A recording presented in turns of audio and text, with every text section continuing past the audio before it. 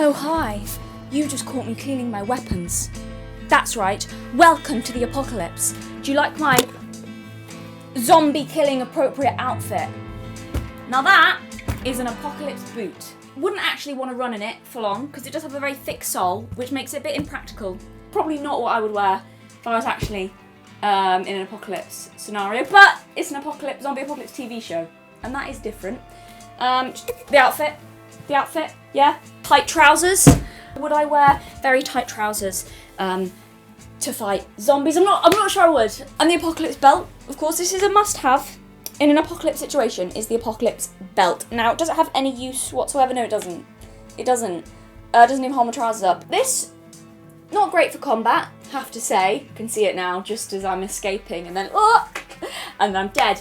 And obviously you can see I have been fighting zombies very hard because I've got a few smudges of dirt and blood on my face. Just the artful little dab of blood on my lip, to show that I'm wounded and I've been fighting, but not enough to mess with the makeup that I'm definitely not wearing. I've got dirt on my face. So that means I am, in fact, in the apocalypse. This is a locket. It's got a photograph of my daughter, my little girl. She is all the way across the other side of the United States of America. And, I'm travelling across zombie-ridden country to find her. I hope she's still alive. And I do have a lot of weaponry, though. I do, yeah. I don't know if you can see. Yeah, weapons. And then, we've got the strap top. All female zombie apocalypse fighters need a good strap top to welcome the apocalypse in. Now, not the most practical, I have to say. I think if I was in the apocalypse, I would deck myself out in full-on, biker's leather, yeah? Right down to, my wrists and thick gloves, and then right up to my, no zombie is biting me. But, it's TV, isn't it? So, yeah, for some reason, I thought this would be a good idea to wear. It didn't pay off, as you can see. I did get bitten. I did get bitten by a zombie, but I'm the character that doesn't tell anyone about it. Yeah, for a few episodes. And I'm slowly dying. And then, of course, we get to, there's an inevitable final scene where another member of our little band of survivors is trapped with me in an enclosed space as I'm getting, sweating a lot and like, you okay? You okay? I'm fine. And then, I turn into a zombie in a very inconvenient scenario. Of course, I told everyone, oh, you all right? What's happened? Oh, it's just a scratch. Barbed wire. Anyway, welcome. What's your apocalypse outfit? Yeah. So, I absolutely hate zombies, and I'm not really a fan of zombie media. Anyone who knew me as a teenager can attest to this. I think I was about 13 when The Walking Dead first came out and everyone was talking about it. And then through my teen years was when the zombie obsession really hit its peak and exploded. And this was not fun. Because for me, the idea of a zombie apocalypse was, I think, the worst thing that I could imagine happening to humanity. It terrified me like no other nightmare creature ever had. I would have preferred anything. Genuinely, a ghost, a demon, a horrific alien, or a hideous witch over the terror of the zombie. At the time, I couldn't watch anything zombie-related. Even a parody zombie movie chilled me to my core. Shaun of the Dead terrified me as well at the time. It wasn't fun or cool or thrilling like others seem to find zombie shows. No, it was my worst nightmare come to life. At 15 years old, my friends knew this and once locked me in a room and all pretended to be zombies. They came crawling out of the wardrobes and out from under the bed. It was very well choreographed. And yes, it did make me cry. And no, they didn't stop until they had me surrounded, clawing at my face and hair and moaning. And even though I knew that it was a prank and not real, a part of me was genuinely terrified that they were going to eat me alive. Nowadays, I'm not quite so bad.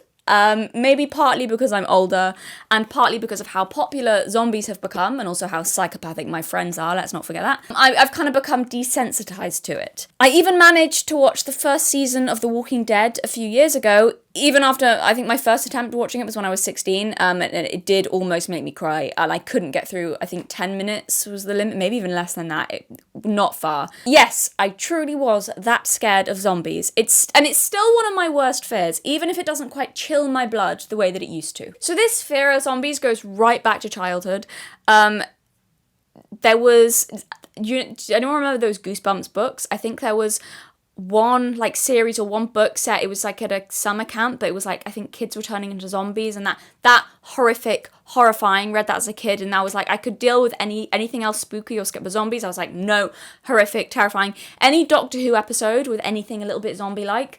Do you remember the one on Mars with like the water zombies? Oh, terror. Gripped, no, fear. Did not like that. It's a lifelong struggle, guys, with the zombie fear. But I think the reason zombies frightened me more than any other horror creature, why they ignited this primal, totally panicked, out of control terror in me more than anything else, I think probably mostly was the fear of becoming one of them. That was my greatest fear. Not of being killed by them, but of becoming a monster myself. Or, even worse, watching people I loved vanish forever and become one of them, turning from someone dearly loved to a demon trying to eat me alive. That terrified me. I've tried to explain that several times to people who ask me, why zombies? Why them? Of all the monsters. They're often slow-moving or stupid, easily evaded or killed, and only really dangerous in packs. Most people don't see them as the worst of the nightmare creatures that humanity has dreamt up. But they always were for me. I would imagine what it would be like to live in that reality where our species has been turned into the Walking Dead.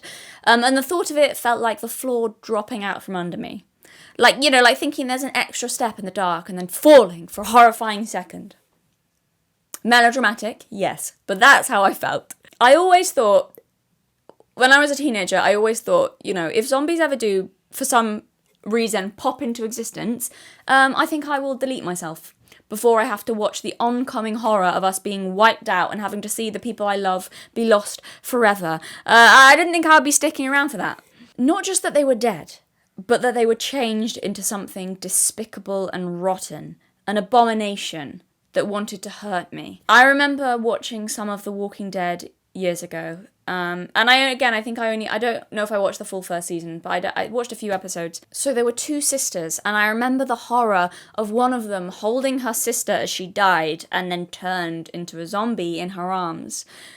And her sister, who a moment ago had been someone she loved and who loved her, just opened her white dead eyes and turned her head, lost forever and ready to eat someone who, only a few moments before, she'd have died for. There is something so spiritually horrifying about that. I just think a zombie apocalypse world, it would just be like hell invading the land of the living, and any belief that there was any sort of God or benevolent will to the universe would be extinguished, like our whole world was forsaken and pushed into darkness. Not just life gone, but also hope. So to answer that very common question I get, that's why zombies. Maybe there's also an inescapable reaction within me to that very human, repulsed response to disease.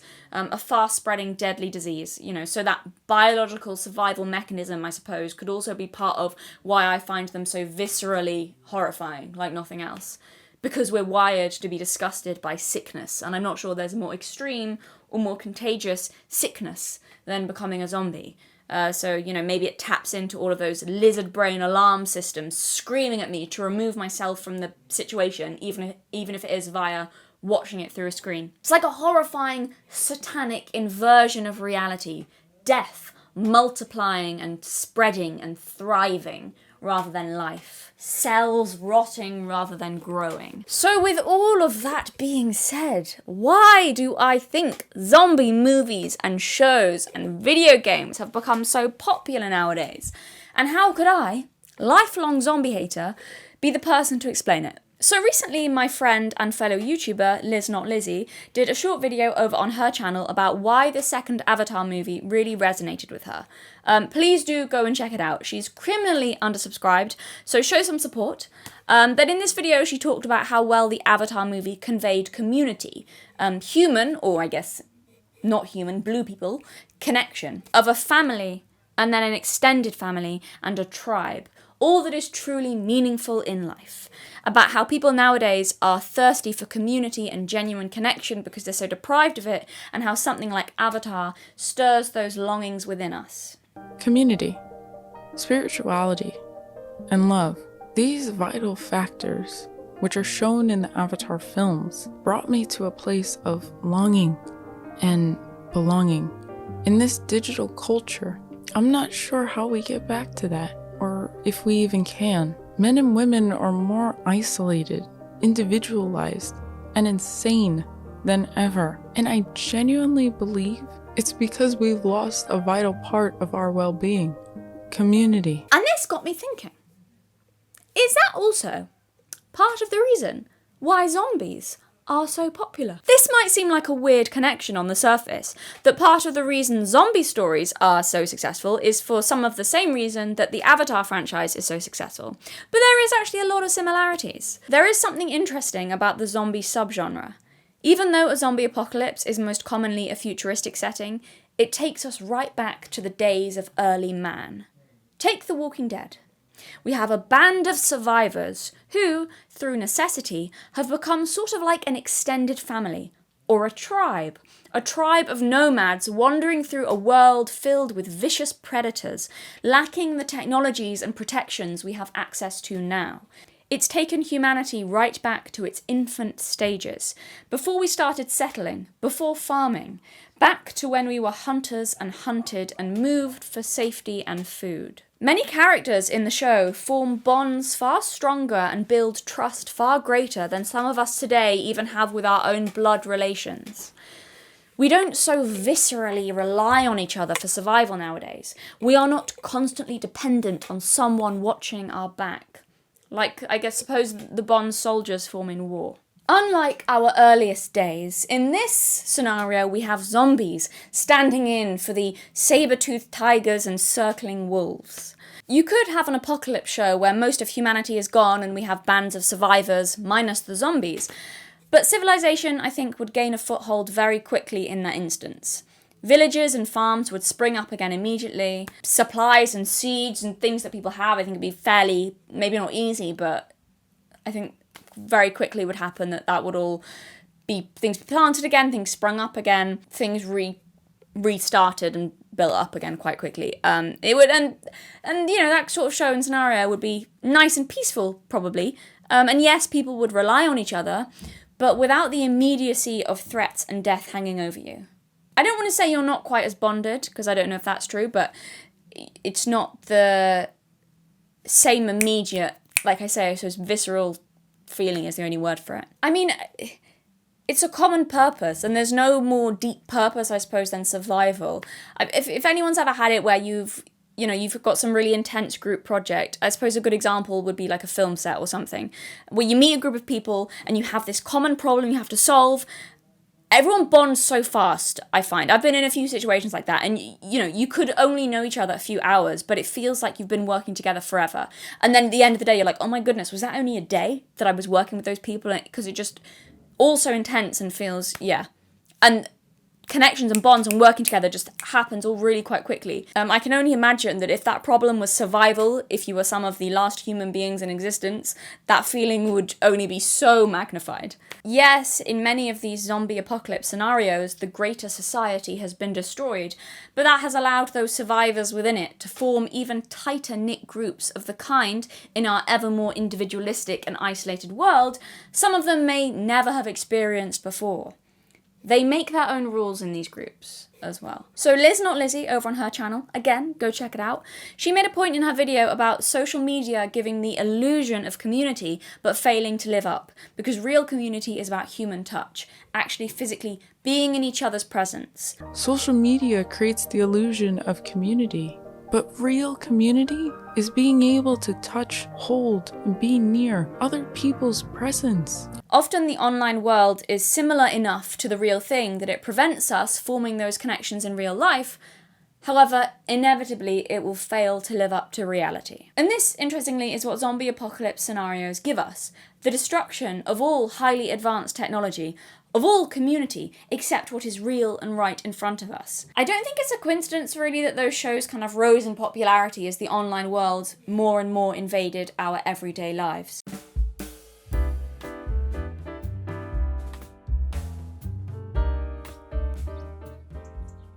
Hi. Are you tortured by never knowing what happened to the unreleased scripts from my unfinished video series, like parts 2 and 3 from my review of Netflix's Winx? Are you kept awake at night, pondering what mysteries the 30 minutes I cut from my Rolo video could hold? 30 key minutes where I addressed his unhinged rant that it's impossible for women to have heroes' journeys or be good protagonists. Did you enjoy channel videos like I become a narcissist, I declare war on mosquitoes, and of course, the classic, I talk and talk and talk and talk and talk and talk and talk and talk and talk? If the answer to any of those questions is yes, then joining my online cult could be the right choice for you. That's right. Over at The Authentic Observer on Patreon, you'll get access to unreleased scripts from videos I never uploaded, the cut sections from longer videos, if there are any, and hours of unedited rambles. I talk about everything, like how important mood is in storytelling and the difference, if any, between masculine and feminine points of view in writing. Or a video discussing the poetry of some of my patrons. Or that time Fresh and Fit had a proud grapist on their podcast. Remember Scientology? Old news. The Authentic Observer is the hip new cult on the block. All the cool kids are signing up. You do want to be cool, don't you? There are so many options to choose from. Our entry-level tier, Skirts and Stockings, is a great choice for beginners. Overgrown Harry Potter kids may feel more at home as a devoted follower of ACES. And for the alpha males amongst you, the Woodshed could be just what you need. Just don't let Rolo see you. No one knows what he does to the men he catches. The Authentic Observer cult operates on an honesty system. All tiers have the same access to content, the idea being to support the channel and the content produced here at whatever level you feel appropriate. At the moment, I don't take sponsorships, so if you value the content on this channel and would like to support me, that's where to do it. Link down below in the description box. So if, like myself, you enjoy listening to the sound of my voice, hop on over to Patreon for an offer you don't want to miss. Join a cult today! I think also the prevalence of apocalyptic media, not just zombies but other things, could also be down to feeling over-civilized.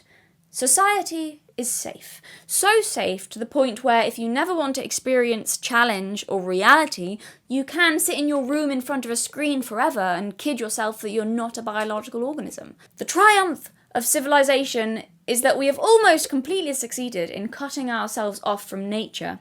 Not truly, of course, because that's impossible, but you can live in that illusion and kid yourself that that's the case. So perhaps the reason we're so obsessed with the apocalypse is both from fear of all this civilization ending, and also the desire for something that feels, pardon the pun, more raw than our bubble-wrapped society. I think you can tell a lot about a society by looking at our stories. It's all our shared narratives and desires and problems that simmer deep in our collective unconscious, suddenly made visible. Zombies are a very visceral reminder that we are made up of flesh and blood and things that rot. Not sleek, clean, computer robot people. It's both terrifying and exhilarating. For me, just terrifying. There is no part of me that wants a world with zombies. An Avatar world, yes. I'll be on the first spaceship to Pandora. That's a nice community.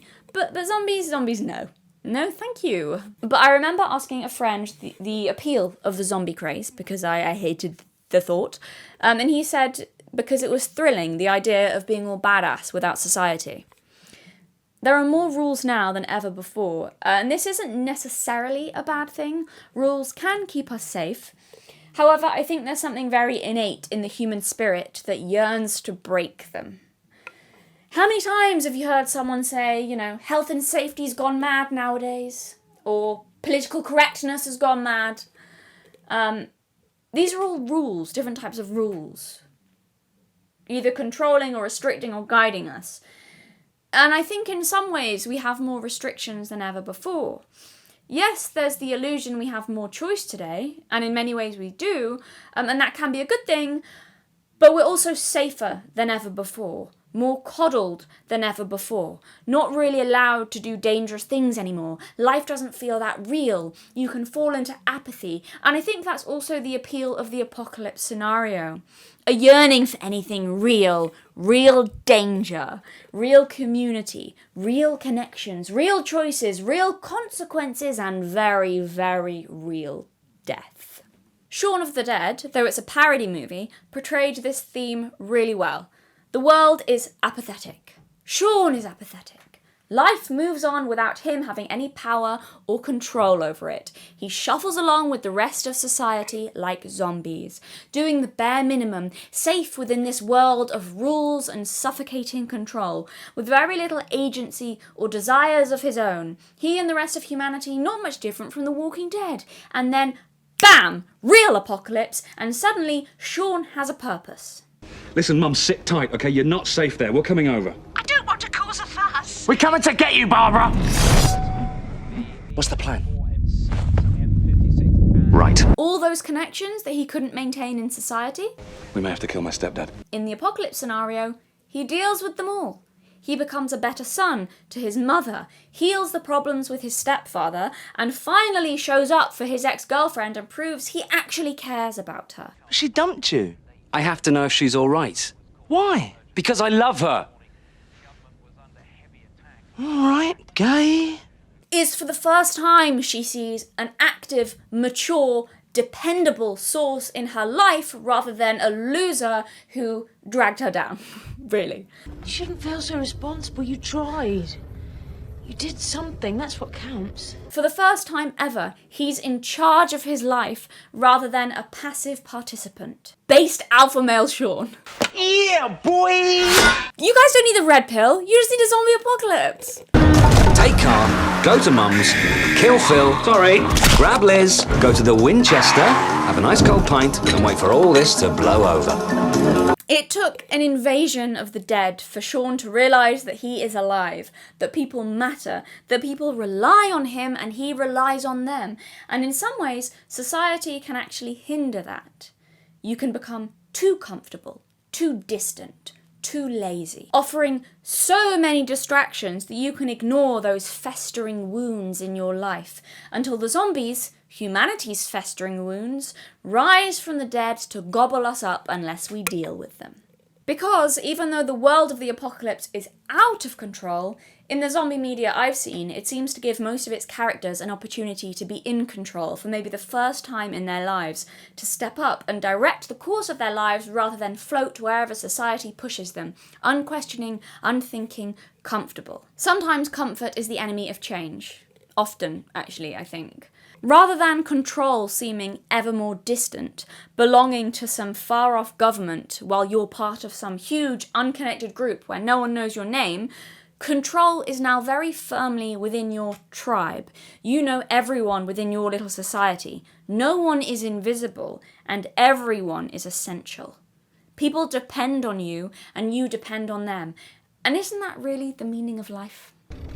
What makes you think I'm taking you back?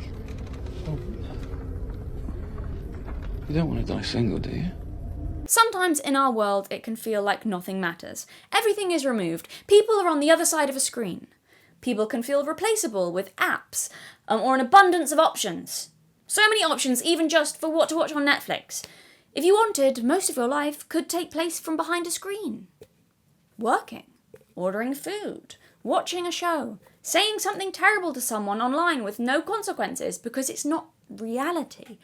Experiencing sex through a screen and feeling pretty worthless afterwards because you haven't actually connected with a real human being. It doesn't matter. It's not reality. Nothing matters. In a zombie apocalypse, however, everything matters. No one is replaceable. Everyone is essential. Everyone matters. Every action, every word spoken to someone else means everything. Consequences are greater. One wrong choice?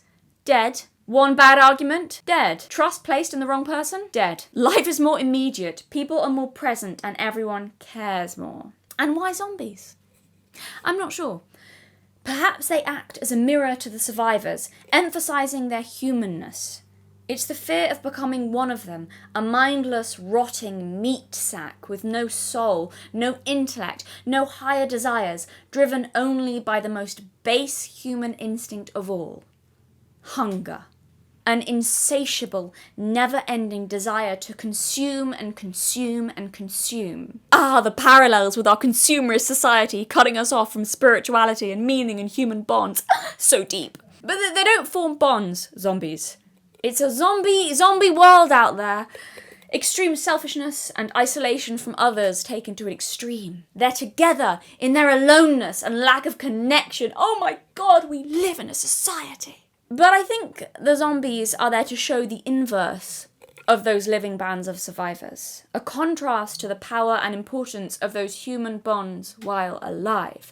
Because if you don't have those connections and higher ideals, if you are a slave to those base instincts and don't care about anyone else, well, then you may as well be the Walking Dead. I'm so profound. Other reasons, I think, why people like zombie stuff, it's obviously survival stories. I think we'll always like listening to or watching those because they speak to something so primal and eternal within us. The need to survive and fight and the fear of extinction. Fear of loss, I think, as well, is a huge theme in The Walking Dead, like holding on. Not wanting to let go of humanity and letting the survivors struggle on, even if it looks like it's definitely the end and over. They're not letting go. Yeah, I mean, zombie stuff is popular, I think, for a whole host of reasons. Adrenaline, I know that's another one. Our obsession with death. The fear of losing control to the most base instincts. Of destroying everything that we love. Of civilization and all we have built vanishing. Of the end of our species. All those things. So come the apocalypse. Will you see me join those roaming nomads united against the vicious zombie threat? With my axe. Always on edge. Waiting to be eaten. No.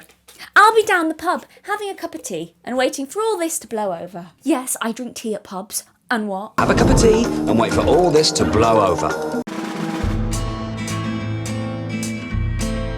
Anyway, take care, look after yourselves, and if you ever are in the apocalypse, don't wear a strap top. That's dumb. Don't dress like this. That's really stupid. Don't do that. Don't do that. Do you want to die? I think you do if you dress like that. Full on, long-sleeved everything. Not a thin material, get the thickest thing you can find. You do thick gloves, thick, zip right up jacket, helmet. I would wear a bike helmet, and when I tell you, bike helmet everywhere I went. Suit of armour, can I find a suit of armour? Well, if I could, I'd be wearing that. Good luck zombies trying to get in the suit of armour, even if they caught me. Yeah, that's what I thought. If the zombie apocalypse came, I think the survivors would be roaming gangs of bikers, just on their motorbikes, That's the zombie apocalypse thing I haven't seen. All the bikers would be fine. Turning up on their motorbikes just because they can speed away. And tell someone. If you get bitten, tell a friend. Don't hide it. Don't lie. That's silly.